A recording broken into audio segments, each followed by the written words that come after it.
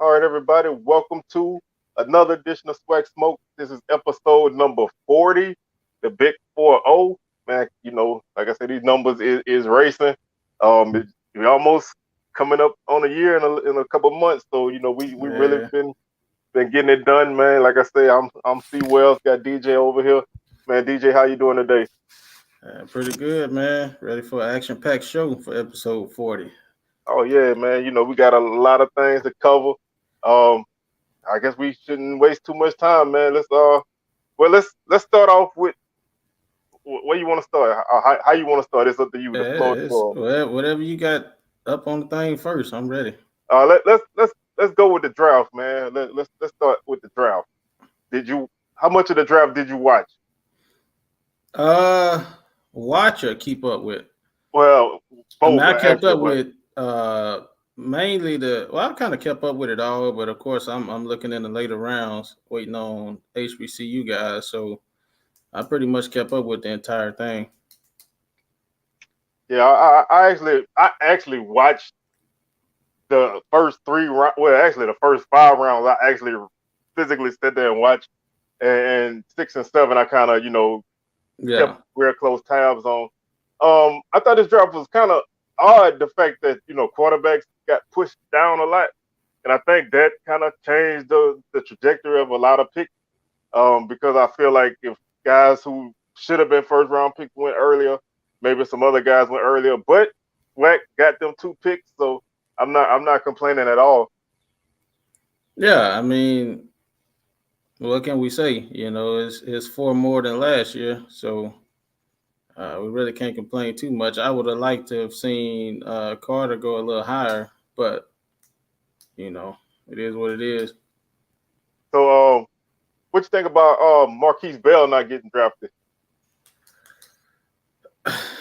Um, I think in this draft, I think he probably should have been because, in my opinion, it wasn't one of the strongest drafts in the last several years. But I noticed, when he was being critiqued, they were talking about his hips not being, really fluid and things like that. So I mean, I think he has some work to do as a professional safety. Do I think he can do it? Yeah. Do I think he's ready to start today? No, I don't think he's necessarily ready just yet. That's just my personal opinion of him. But I think he should have been drafted in this type of draft. Yeah, I think that he, like you said, I had I talked me and Jamie G had talked a little bit after the draft, Yeah, and he was saying if you look at his highlights and stuff, there's not a lot of pass coverage in his highlights. He's yeah, a guy who kind of plays in the box, although he did play some corner in 2019, but they mainly use him as a guy who can be an extra guy in the box. He can tackle well. He didn't really have a lot of pass coverage stats, and I think that might have been something that impacted him. But like I say, maybe a late round, 7th round guy, you take a chance. But he went to Dallas, so we'll see. I'm definitely gonna keep a close eye on what he's doing. But yeah. I wish him the best. Oh, of course. Yeah, I wish all them guys the best, man. I think we I don't want to be extremely biased, because of my passion and love for the SWAC and HBCUs. So I try to stay neutral when you're talking about, judging a player. But I think he'll earn a spot within the organization, whether it be practice squad, special teams, or something. You know what I'm saying? I just think he's too great of a kid not to do that. Yeah, that was like the one thing that I had to like do when I was keeping up with the draft was take my SWAC blinders off. You know what I'm saying? Like my SWAC goggles, and not be like, man, because I've watched a lot of these guys, but I'm not a Yeah. professional. I'm not in nobody's draft room. I don't really know other than what people say on TV what they need or what they want.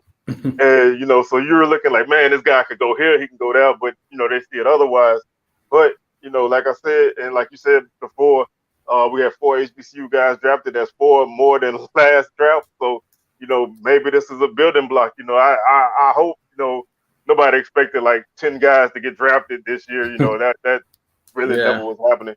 And we said 5, and maybe could have got there, but you got some guys who really bring some value, and there's some undrafted guys I think gonna make some of these teams, man, because there's some talent out there. Yeah, I mean, to me, the numbers of guys that went undrafted as a free agent was pretty good. You know what I mean? I don't think that's a bad deal. It's they're getting a shot, and if you can ball, you can ball. All you ask for is a shot. Yeah, that like some people like to say there's not a huge difference between going in the 7th round and being that undrafted free agent signing. You still gonna get you're gonna get some money. You ain't gonna get crazy money, but you're gonna get some money, and you're gonna get a guaranteed opportunity to to try out for the team. So that there's a few guys that got that out going that route. There's some guys who got some rookie mini camp invites. So we have quite a few guys to keep tabs on in the SWAC. So this should be an interesting month of May as mini camps start. So definitely going to be able to keep tabs on some guys, and hopefully we got some future pros out there. Oh yeah. The only thing I would say, I guess, you know, no matter how you make it, and it's all good. But at the end of the day, I think some of those guys, maybe it's a dream to have your name called. Just like it's a dream to sign a letter of intent to go to college versus walking on. So same result. If you walk on, earn your scholarship, same result, but those are little small memories that you take with you forever. Oh yeah, I mean I definitely agree with that. I mean, as if you're a player and you dreamed all your life of making it in the NFL or in or NBA, whatever sport, you definitely you want to hear your name called. I mean that that's just that's no matter whether you make it or not. That's kind of like a validation that that you are worthy of being there, and at least you get family and friends get to see get to see your name go across the screen. So that's always a big thing. So like I said, however you make it is how you make it. But I mean, they have a draft for a reason. So if they have it, you might as well go ahead and but not go. You might as well get your name called if you can. Right. I'll Jamie G. I mean, like I said, I think you might have came in a little late with Bell. I think Bell just I don't think he is necessarily pro ready today in the secondary. Do I think he has what it takes to get there at some point? Yeah. Glass, a lot of people are saying they think Glass should have been drafted. I'm not so sure about that myself. I kind of I love what he did at A&M, but I mean, I spoke all season about his completion percentage and those type of things. I think that's a big deal, especially when you're playing what they consider quote unquote lower competition. So if you playing lower competition, you only completing 50% of your passes in today's game. I think that could be something that they kind of take into account. Yeah, and not only not to harp on that completion percentage, but you completing 50% roughly in a quarterback friendly offense. That's definitely something that people look at. I mean, that offense was built for him. They they totally made that his offense, and if his numbers, his accuracy numbers aren't great, then what are your numbers going to be like in a offense that's not totally built on you? So I think that was one of his biggest issues. I think mobility was an issue. He didn't always have the best pocket presence, and I think that kind of hurt him as well. So he's going, to Tampa Bay to get an opportunity, and I mean, if he can pick up some tips from probably one of the greatest dudes, if he can get in touch, and get Yeah. some info, if he makes it that far. But it's just a good opportunity, and you never know what's going to happen. Yeah, he definitely deserves a chance. I'll give him that. But to say he should have been, drafted in the fourth, fifth round, I think that's a little. Although, I mean, I don't think it was a quarterback heavy draft either. What I mean is like great quarterbacks. But at the same time, I mean, I couldn't justify him being drafted. Yeah, like you said, this draft was really hard on quarterback. One I think one first round quarterback, one third round quarterback, one fourth round quarterback. These were guys who were projected to be, first round picks at one point. All the talking heads were saying a guy like Sam Howell was the number one pick. I never thought that, but this is a guy that went late, like Yeah. really late. So, when you take a guy from a smaller school, especially, like the SWAC, they're gonna really not you have to put up crazy historic numbers to get elevated in that aspect. So he's gonna have to just make the most of it, and try to get there from out the mud, like we like to say. Who else was top 10 we considered? McLean, I mean, I think his just the year he had at Southern, which to me it was a pretty solid year given the coaching and all of that. But the pros ain't taking that into consideration. They looking at did you produce or did you not? So receiver numbers he didn't have the best. Yeah. Maybe Keith Corbin, I thought he might be a guy who Yeah, I thought he could have could have got went in late. late. Yeah, Got in late. I was really surprised, that he didn't in it. And especially as a guy, who has FBS experience. Well, McLean did too, but he didn't really play yeah, it that much at Auburn. I think what hurt McLean was he played for two colleges that weren't that weren't passing offenses at all. yeah. So I think that physically he had it. Uh, Production wise, he never really had it. Corbin, put up some numbers at Houston, and he did great at JSU. So I was kind of surprised that he didn't get a late round, opportunity, especially with all the receivers that got drafted, man. It's like they called a gang of receivers this draft. So I really thought, I was surprised that he didn't get his name called. Yeah. Well, what is his route running like 1-on-1? I know Yeah, he played well within that offense, but yeah, I think that that's probably one of the things that people are gonna look at. What can he do in can his skills translate to anybody else's offense? Man, don't come on, bro, don't play with me right now. Don't play with me. Man. I'm not gonna say nothing. I need to leave that alone. DJ know how I feel about that. I'm not gonna yeah, say nothing. I don't want to jinx myself. Let's get back on this. Keontae, I think we spoke about him, or at least I did, following the Celebration Bowl. He he's one of those guys that's not he's not super fast, he's not super big, he's smart, that he can play the game, but what do you play him at in the pros? You know what I mean? Yeah, and I and What do I you do with him? and like you said, we don't really know where he fits, but they did. I saw some numbers from the Pro Football Focus. Um, they had him ranked pretty highly in terms of coverage numbers. Now that takes in, that's just a lot of statistics that don't necessarily translate a lot, but that's something that maybe can help him. Did he get an opportunity anywhere? Because I don't remember seeing his Yeah. name. Mm-mm. Maybe he So can go to Canada. yeah, I mean, speaking of Canada, Warren Newman got picked up by the Montreal Alouettes in CFL, and as this comment says, two guys were drafted from Tuskegee in Canada. So Canada is a legit option, man. I know the NFL is everybody's dream, and you don't want to take that long, windy road to get where you want to go. But I mean, if you want to keep playing football, sometimes you gotta buckle up and get it however you can get it. So Canada, USFL, maybe XFL, these are opportunities that guys need to really, if you really want to continue your dream, I think sometimes you got to take that good hard look and realize that it may not go the way you want from the start, but it can get there if you work.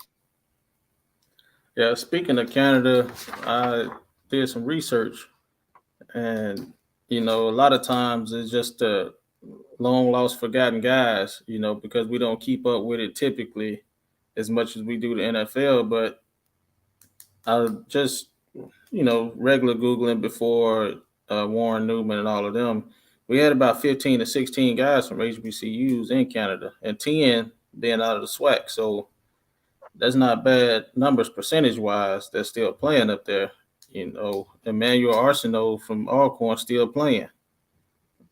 I remember him tearing up the SWAC. So I mean, yeah. it's several of them guys up there that's still playing and holding it down, and we need to make that cool again. Don't just turn the other cheek if somebody don't make it to the NFL. We need to hype CFL, Arena League, all that stuff up. Like Martez Carter killing it in Arena League.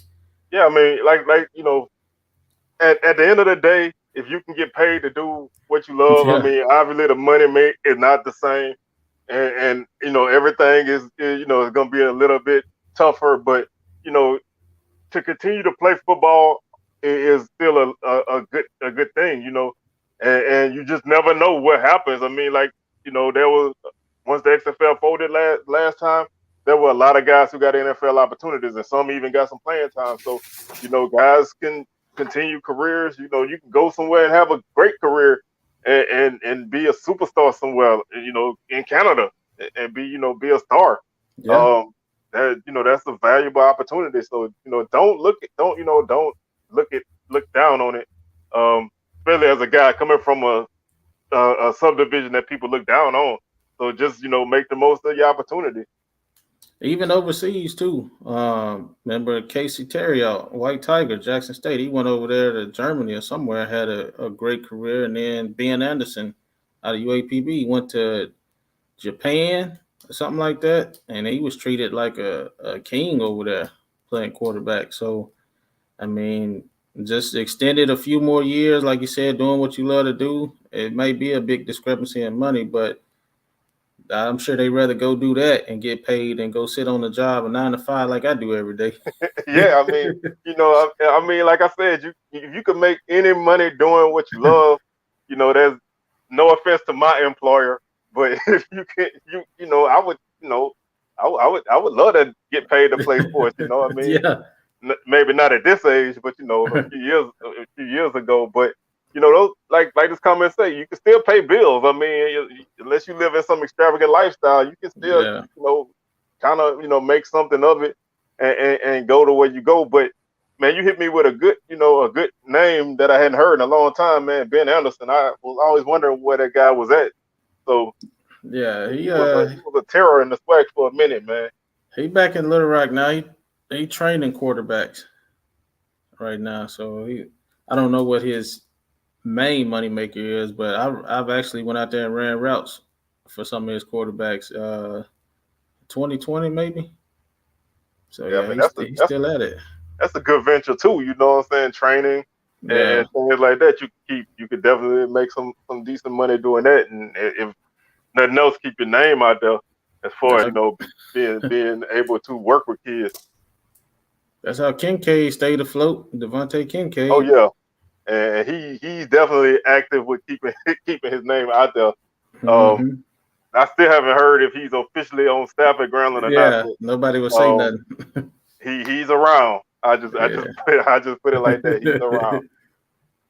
Yeah, man. Well, speaking of that, I guess we can hit the transfer portal, man. The SWAC has been active now. Guys leaving SWAC schools. I mean, several out of Jackson State and left. PV, Ryan Yeah, Nettles, Alabama State. Noah Biden from Grambling. Yeah. So I Um, mean, Isaiah Land pulled his name out the portal just a few minutes ago. oh, I he saw did. that. You got some news? Yeah, I saw that right before we went on the air. Isaiah Land is not leaving FAMU.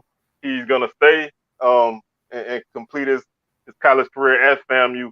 Like he has some. They showed some of his offers. He has some major Power 5 offers, but he decided to stay at FAMU. So that's definitely big if you're a SWAC guy. I know Coach Prime was really like, man, you need to Yeah. stay and finish it out. I know a lot of people feel multiple ways about that. We might touch on that in a minute, but Yeah. he decided to stay, which is definitely big for the SWAC. It's big for FAMU. Guy, you want to keep your talent much as you can. Yeah. And like, the portal is enticing. Last time I saw, I think they said over 7,000 guys are in the portal at this point. So everybody ain't got a home. Yeah. So if you're going in, you need to, as best as you can, hopefully you can be attractive to people. And like he was able to change his mind from, some major offers. So that I think that speaks a lot on SWAC football and FAMU football right now that, this guy decided, maybe I go with the for sure thing and not the I don't know thing.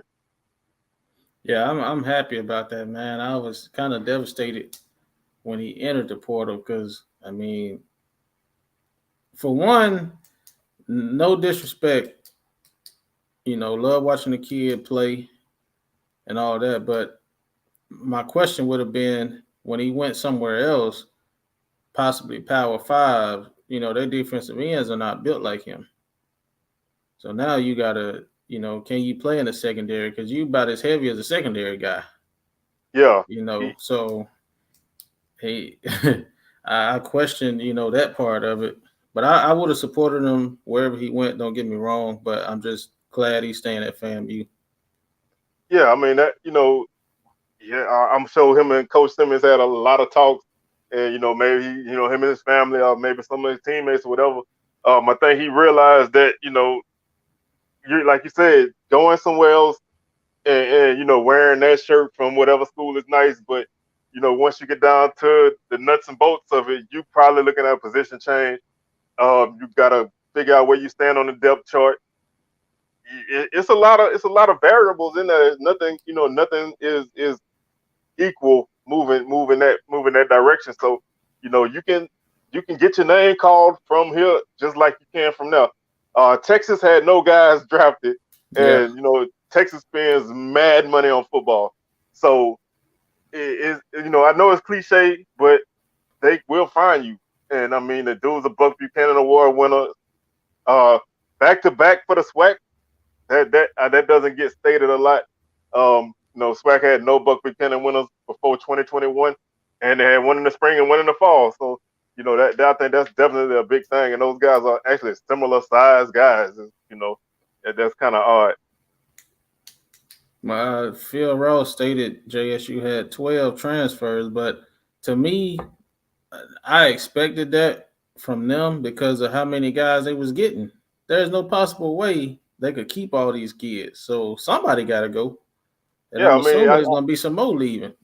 I feel like it's going to be, a revolving door, and it's not necessarily a bad thing. I mean, a guy is going to only sit for so long nowadays. So, if he needs to go elsewhere to find an opportunity, Coach Prime going to speak for him as long as he don't leave on bad terms, Mm-hmm. So, and I've seen him do it on social media. He's telling his guys. Yeah. He not like they out of sight, out of mind. He like, this kid's a hard worker. He's this, he's that. So he's still trying to help you, even though you're not there. But like we keep saying, I don't know how all these guys can be in one place, with only, limited amount of spots. So, right. it might look good, when they bring you in, but then when they bring somebody else in that does what you do, it's always gonna be a situation that do I look elsewhere. So I expect them to constantly have guys in the portal, and that's a difference to me than any other school. Unless it's like a big time starter at JSU going to portal, then I'm gonna look kind of funny. But other guys I expect movement. I'm gonna put you on the spot. I got to do it. Oh, of course, that's what we do. All right. Do you want any one of those guys, quarterbacks, Noah Bowden or Ryan Nettles at Southern? Considering what you already have and what you know about what you have, if one of them came in today, do you feel like they can get you where you want to go? Today, no. I'll stick with what we got. Just because I have a guy who has more college experience than probably both of those guys put together. And then I have a guy who has proven that he can do it at JUCO level. I'm not totally against Southern's quarterback situation, but if either one of those guys were maybe a bit more, were Biden's a freshman, so we still don't really know what you're going to get from him. But if Nettles was a little bit more consistent, physically, I would definitely take a guy like him physically. But on the field right now, he still has some flaws to work out. So if I'm taking a transfer at quarterback, I'm really looking for a guy who can step in right now and take charge. So I'm not quite sure that either one of those guys is that guy. I think I would take probably either one in Pine Bluff right now. If we took the Grambling kid, obviously he's younger. I don't know if he would want to, wait on the current quarterback to leave after this season. But I would also take Nettles too. I think Nettles would probably beat out the current quarterback right now. So in that situation, we don't have a lot. Now I don't know if we had a wideouts for him or anything like that. But as far as quarterback position, I think he would. And I'm not a big Ryan Nettles guy, but I think he's better than what we got. Yeah, like I say, to me, since other positions you can rotate guys, you can always take a guy who, got some issues. You can scheme him into different things, but quarterback, you really need to be certain. And I just don't feel like our quarterback situation is as bad as some people make it out to be right now. Yeah, Los J, you kind of late, man, but welcome. He must have been eating or something. I know, you know what I'm saying? He must have been at the turkey leg hut getting him a turkey leg. Well, speaking of Los J, we glad you in the house, Thrillo. We need y'all for this Cynthia Cooper talk. Yeah, I that's another thing I saw right before we came on air, man, and that's interesting. Now, like I said, I don't know what's factual and what's not, but some of the things I saw that was said, are really wild. But I'm on this side of it. I mean, most of us are. I mean, I'm not your age, but I don't come too far from the tree of coaching that you receive. So I'm not saying that she was right, but I'm not saying the coaching I had was right, but it was normal. Like in men's locker rooms, you hear that probably 10 times worse growing up, So I'm not, like I said, I'm not saying it's right, but I think now as a coach, you have to understand the person of today, the athlete of today is a little different than it was back then. Like I expected to get cussed out. Hell, I got cussed out at home. It was nothing. It was almost like that. It was almost a badge of honor. Almost, you just knew that was your parents told you how it was gonna be. Your friends, your cousins, everybody knew how it was gonna be to get, coached, and so that was normal. But now it's not like that. Well, they used to call that being coachable. And basically that meant that you could take being cursed out, and even if it got to you, you didn't show that it got to you. Yeah. You just buckle your strap, keep going. Tighten up your sneakers, and you keep playing. You know what I mean? You're gonna get one way or the other. You're gonna get put in your place. You're gonna get called a stupid MF or whatever. Yeah. And it's not that they hate you. It's just that's what they did. Like I said, I got cursed out. I got talked to in ways that made me wish I was cursed out. But you how you dealt with it was what made you who you were in that time period. Nowadays, you can't really talk to kids that way. Although some coaches still do. But if something goes wrong or you leave, you can expect to hear that kind of stuff start to come out. And like this comment Los J just put up there, this guy might not be a trustworthy person. You got to beware of people who want to try to get some clout off a situation like this. But until we know, you got to always just look at it, one way or the other. Yeah. I don't know what went on. They say she had a no contact order starting in January. No contact outside of, the actual sport itself. So, like you said, we don't know. And I think another difference is Prime spoke on it. I think this was before he even took the Jackson State job because he always putting out his morning quote or whatever.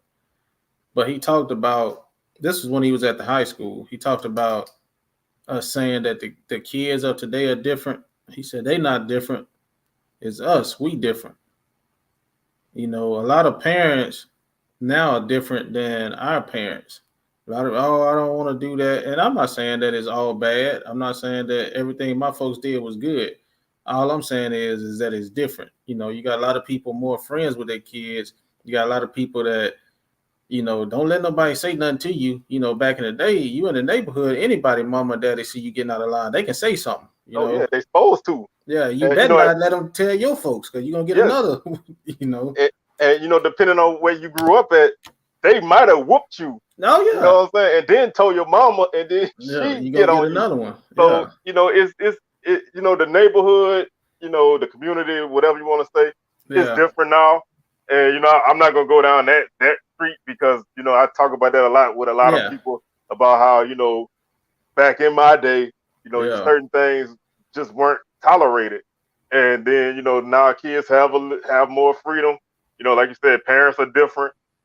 It's I think the thing for people that in our age group and is we kind of have to not really apply what we went through to what people go through now because it's bad different. It's very different. My nephew is 24, I think, and some of the stuff he say and some of the stuff I look at, I'm like, man, that makes no, what I'm saying? It don't make no sense to me. But you got to try to navigate in this world, and being a coach today, I don't even think I could do it.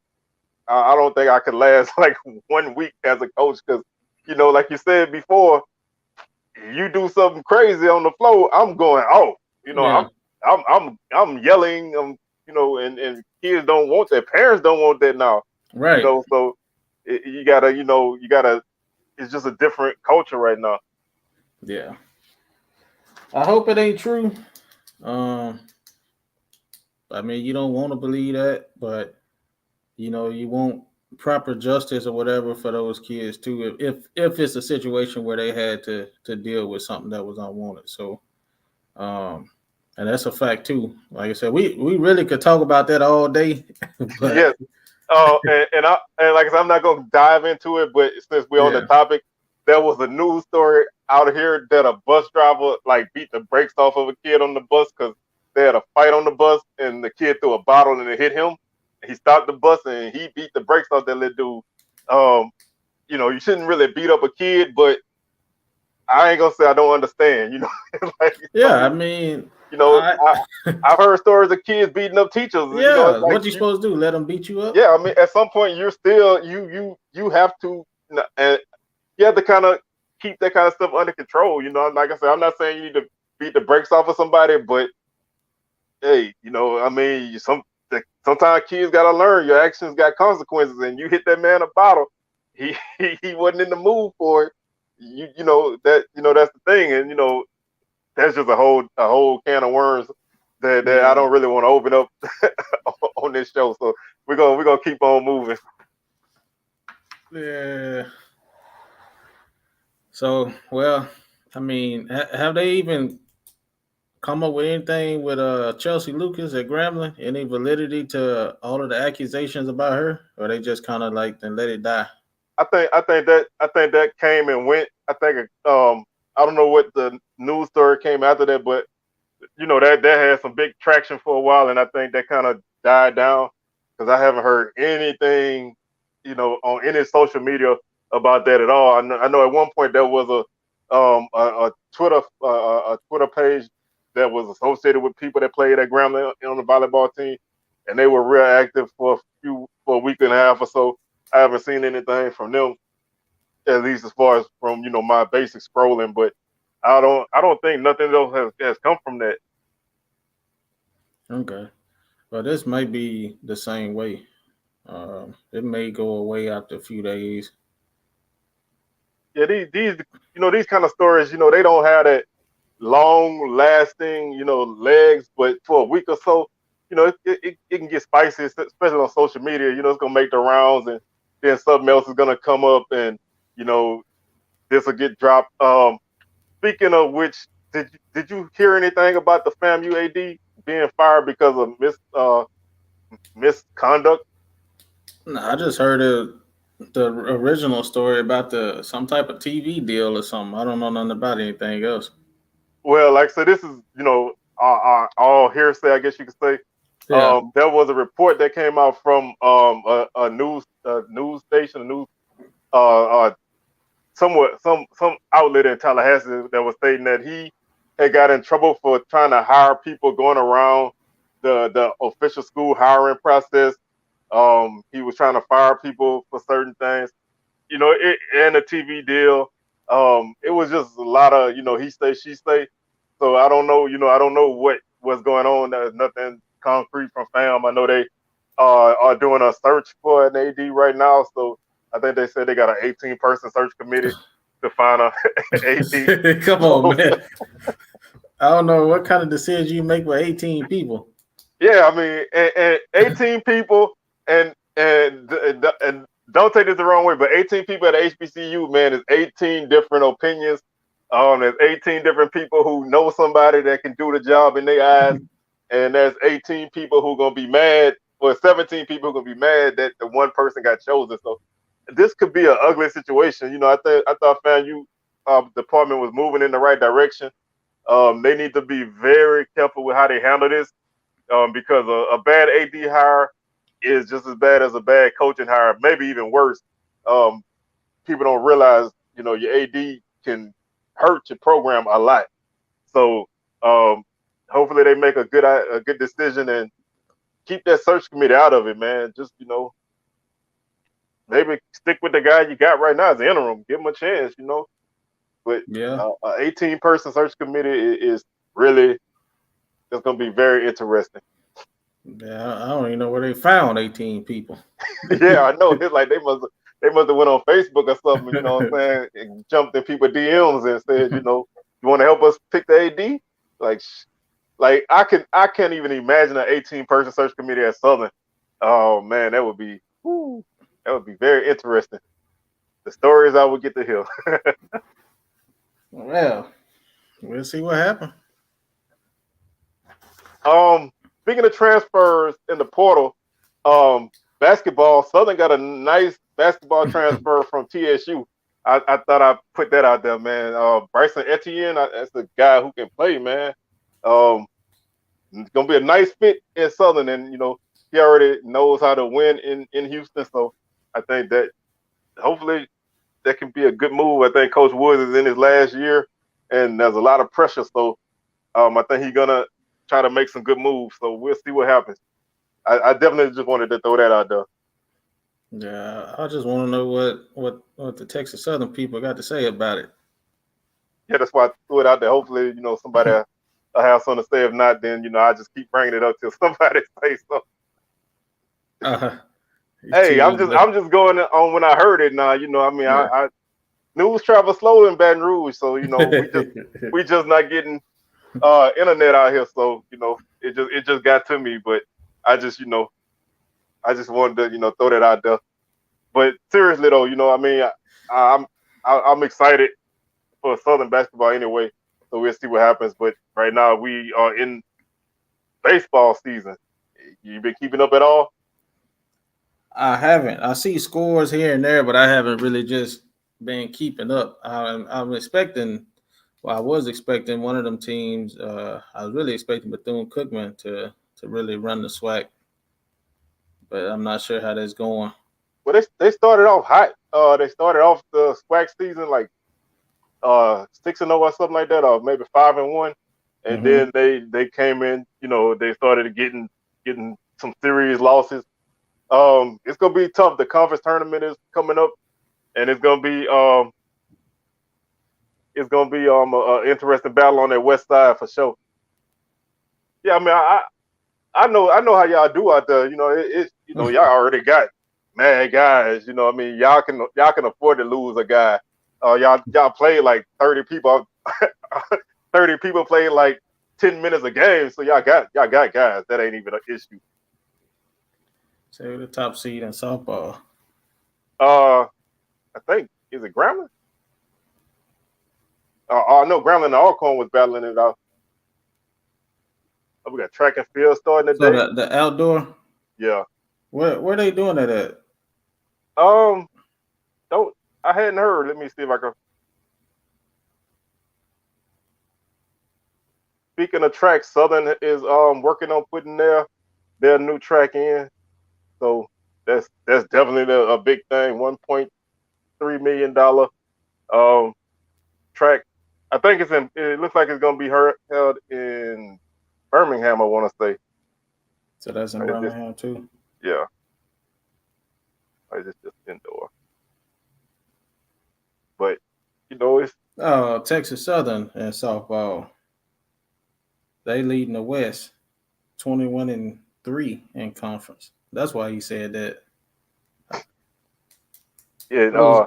Hey, if Low J asks something, man, it's got some type of motive behind it. Oh yeah, you definitely know that TSU coming in there somewhere. So you just gotta expect that one. It's never really an innocent question. Poor Arkansas Pine Bluff. Hey, you know what though? Remember you asked about a rivalry, and I told you most time it's Valley at the bottom of the East. We at the bottom of the West. I mean, that's how we do it in all sports, man. It's us and Valley. We battle it out. Hey, I know the mid 2000s in football was definitely, I remember y'all used to play Valley like week 1, and games be like 10-3, 7-3. It's like, man, y'all 17-10, y'all battle it out. But that's what we got to do. I don't know, man. I really think y'all should just go all in on that and just, make it something, man. Maybe, Battle of the Delta or something. Yeah, what I'm saying? Just go all in on it. Because that SWAC been trying to force it since y'all been in the league. So yeah, I think you might well go ahead and embrace it. Track championship at PV. At the PV, okay. Oh man, way down there. PV got some nice facilities now. Yeah, they do. The couple of times I've been to Prairie, I was really impressed with the campus as a whole. So they definitely got a nice football stadium, nice athletic complex, and they had free parking last time I went, so that's definitely a plus. Don't let Thriller and them hear you say that, bragging on PV like that. I know. I got that definitely bumped me down the list, because they don't show PV no love at all. But man, let's since we got some people in here, man, let's go ahead and talk about these shirts we got going on. I'm gonna put this up there. Where did I put that down? You wanna give out any info on that? Yeah, man. Like I said last week, if you guys want to order, I'm taking pre-orders. I'm going to actually submit the order between today and tomorrow. We're really trying to get it done tonight. You don't have to have your money right this moment. There'll be $25 a piece or 2 for $40. If you want 1 or 2 or whatever, get at me on Instagram. It's right there on the banner. That's a white one. We got a white, red letters, and black. So hit me in the DM on Instagram. Let me know which one you want, or if you want both, and I get the order in, and we get it out to you. Yeah. So y'all make sure y'all pick up a couple of these and rep that SWAC smoke while y'all out, man. And when people ask y'all what it is, y'all let them know, so we can continue to grow. Oh, and we talking about PV. I know how PV get their money. So they're A&M baby. So I know how they get their money. They had to pay the piper last year in football though. A&M made they come back for their money. Okay. Yeah, PV means track out a pitch. They got to score big. Oh, the distance events. So you can always pick up some points there. Are they streaming this anywhere? I love track and field, man. Yeah, I would love to me see if I could find out anything, or if they're streaming it, or if anybody in the comments might know, because that's a good opportunity. Because track is always a good sport to watch. You know, it's one of those things where almost anybody can win. Although most of the time when I used to go to indoor track meets when they had them at LSU for the SWAC, 9 out of the 10 teams always had a good chance of winning. Valley always finished last. Man, we got to get out Valley today, man. Hopefully, Man, Valley do something this year. I hope so, man. I really sincerely hope people can help Valley out, man. Because if did you see that video when Coach Prime went to Valley? Yeah. I mean, he tried to be as diplomatic as he could, but all right, it's gonna be tomorrow on the SWAC Digital Network. Okay. All right. Definitely, Lawrence Reeves, man. I definitely appreciate you, man. You've been a lifesaver with this info, man. Thank you very much. You're an all sports guy, man. I appreciate that. So yeah, I'm gonna definitely have to catch some of that. Track and field is been booming in the SWAC this year, man. I think everybody, yeah, they are out there in their field like the children of the corn, man. And I saw some people cracking on their baseball field the other day, talking about how the dugout. Let me stop. Yeah. How the dugout looked like a little league field. And they had a picture of FAMU players standing up in the dugout. They were like, "Don't nobody want to sit down?" That's why they standing up. Man, everybody was on Valley hard, man. Valley gotta get everybody off their back, man. Yeah, it's hard to beat somebody when they're down, man. You just can't keep pouncing on them, and it's out of their control. They doing the best with what they got, Yeah, I mean, dollar for dollar, Valley doing everything that they can, man. When they got fighting, when you fighting a battle, kind of one-handed, you really just got to be able to make the best out of what you got, and you just always seriously hope that they can get it together, because losing to Valley is not. I don't care how good Valley get, they still got that Valley reputation. We fire coaches for losing to Valley. It's just that's rough, man. You don't want to lose to Valley. Especially not 6-0 on national TV, you get fired. Hopefully, PB can force some of y'all coaches out. If anybody dropped that game this year, I'm quite sure you'll say they need to get ran out, because you've been pretty hard on them boys already. August. Even the spring game, the reports I'm getting, they just don't look like nothing. But we'll see. Hopefully, old Doc Gamble can pull off what he pulled off in the spring, old COVID season again. Yeah, man. Doc had people. I don't want to say he had people fooled, but Doc had some people shook coming out of that spring, man. Yeah. Doc Gamble had half of Baton Rouge on his head. Man, that really was a painful game, man. I was shocked. I was real shocked. Man, we were sitting in there like, what? Like, what is going on? But it's one of those things, man. Man, I saw that night. I was actually living in Florida. I watched the game. The game was on ESPNU Thursday night. That was one of only 2 Thursday night games Southern never had, and they lost both of them. We played Prairie View in 2009 on Thursday night, lost that game, and we gave Valley the ball at the 1-yard line off a block punt. They scored a touchdown, mixed extra point, and they won 6-0. The next day, Stump Mitchell was fired, and Coach Worm came in, and things got rolling from there. Yeah, a lot of guys from PB. Yeah, he did lose a lot. He lost a lot. That was another thing I was looking at. Harry Ballard, the receiver we had. Yeah, came from Missouri. He went to Nevada. Oh, that's what I never knew where he went. Yeah, he left there and went to Nevada, but didn't he do anything out there? Nope, not much at all. And I haven't seen him get an invite to any camps or anything. Man, he probably would have been better off staying, because they were gonna throw it to him in PB. Oh yeah, I mean he already was the guy, man. You Yeah, know, he was the guy. he was a guy who put up crazy numbers. You know what I mean? Was a legit all SWAC guy at Pine Bluff.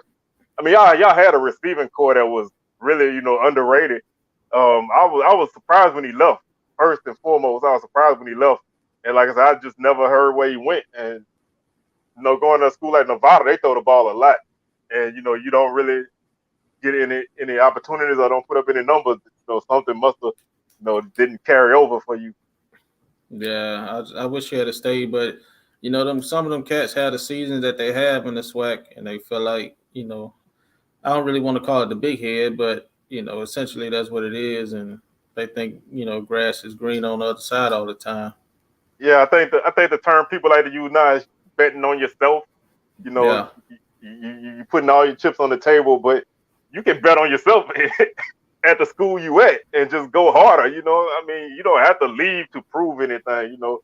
Unless you just multiple Walter Payton Award winner or stuff like that. yeah, You did everything on the level that you can do. You want to have one last go.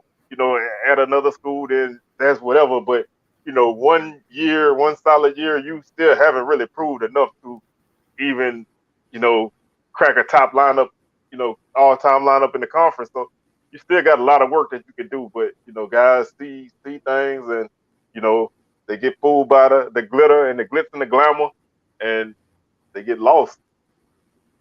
yeah. I hate that for him, but choice he made. Yeah, that's a life lesson. You got to live with the choices you make. You know, this transfer this transfer portal is really letting some people know, and now they outright, you know, buying guys or Yeah, offering guys. It's really changing, man. And everybody ain't gonna command that kind of money. And this isn't SWAC, but I wanted to touch on this real quick before we get out of here.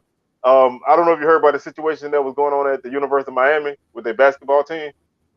but the only thing I heard of was the dude saying if he don't get more money, he gonna Yeah, leave.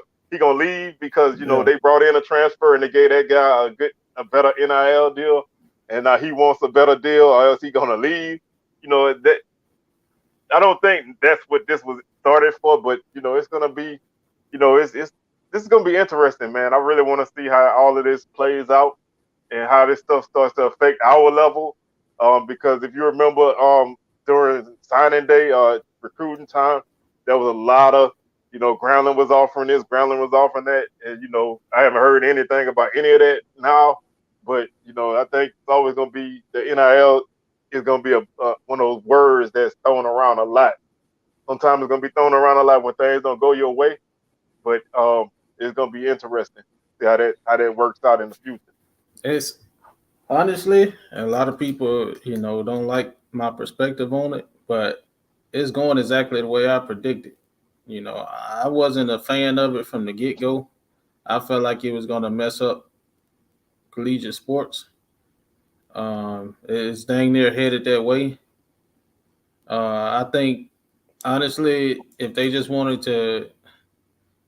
to do right by the smaller schools who were definitely underfunded, I think they could have come up with something cost of attendance or something for some of those schools, or a little more than what some of them get. Like the Power Five. Power Five's already getting money every month.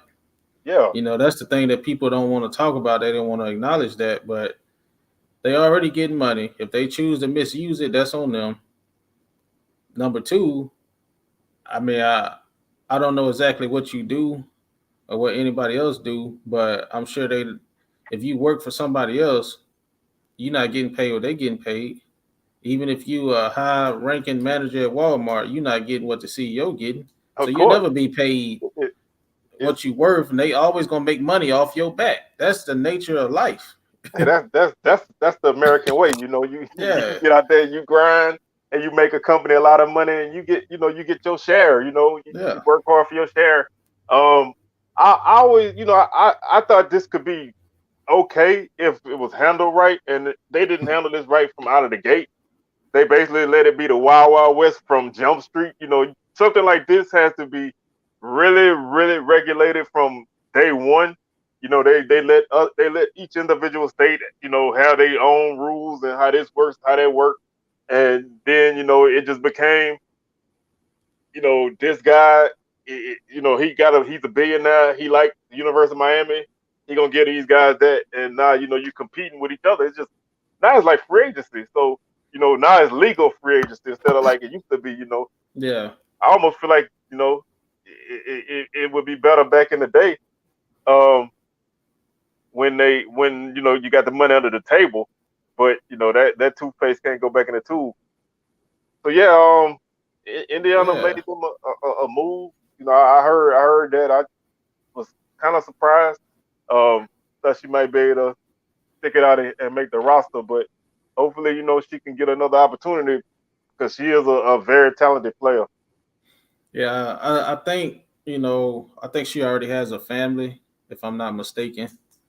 A little kid, and I'm sure she probably don't want to go overseas. I think she was wanting the WNBA to work, but we know she can go overseas and be a star and probably make more money. So if she's willing to do that, I think she'll be fine. But I know, as a mother, it's probably hard to leave your child behind or whatever. So we'll see what happens. Yeah, hopefully, like another opportunity come away. It's gonna be some, like you say, some decisions had to be made, and you got to kind of weigh, how everybody feel. Everybody feel different about, with family and a opportunity like that. But like I said, she got a young kid, a son, so I think it's probably vital for her to be around for his sake. So I think she may be able to try to find another WNBA opportunity, hopefully. Yeah, because it, from what I understand, it ain't for the weak. I remember Chicago Hill talking about her experience over there and wanting to quit and come back, and kind of having to get pep talks to stay.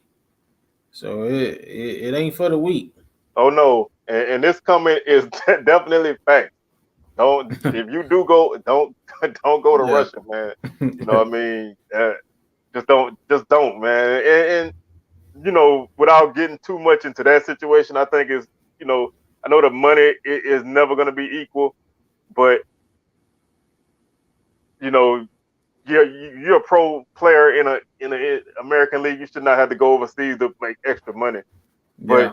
the WNBA is pretty rough. This comment said they cut the number 8 pick, so they they don't give nobody no leeway, no matter where you get picked at. So that you definitely got the grind, and hopefully you can survive that X dropping on people. So hopefully she gets another opportunity and makes the best of it.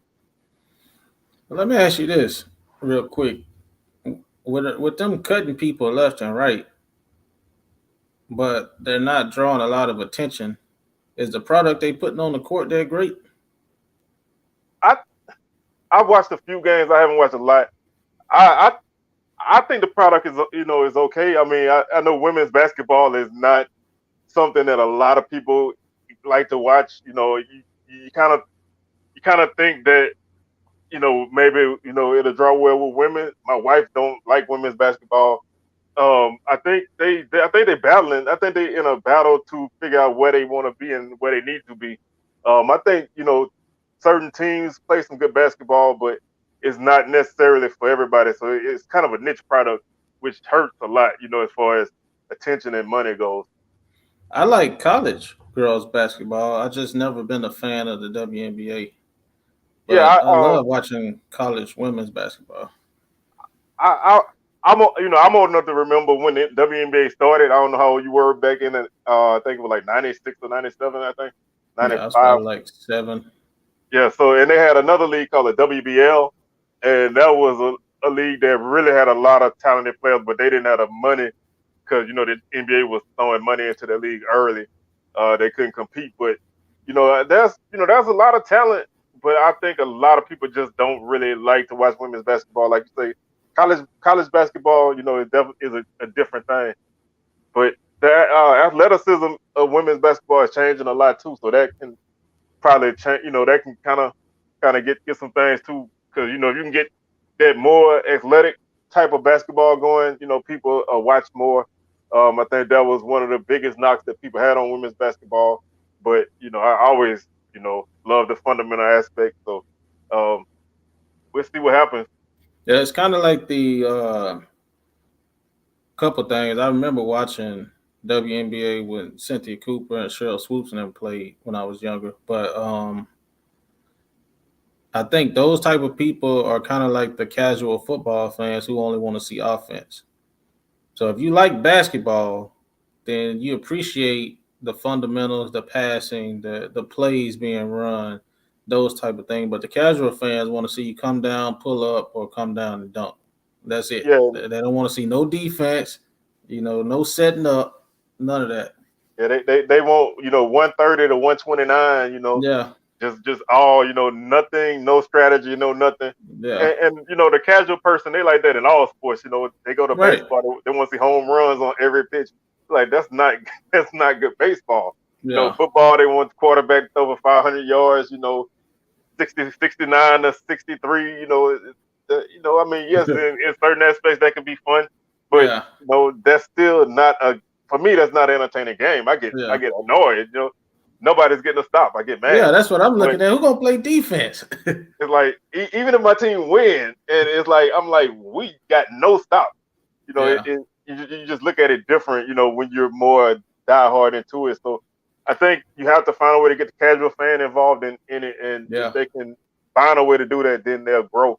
But right now they kind of like I won't say they plateaued, but I think they close to it. yeah, yeah. The Houston Comets was the truth. Oh That's the yeah, first WNBA team I started watching.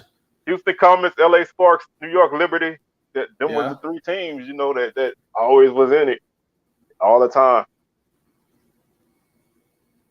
So look like we coming up on about on that time, man. As usual, I haven't ate nothing yet, so I think I'm gonna get out of here and try to find something to munch on.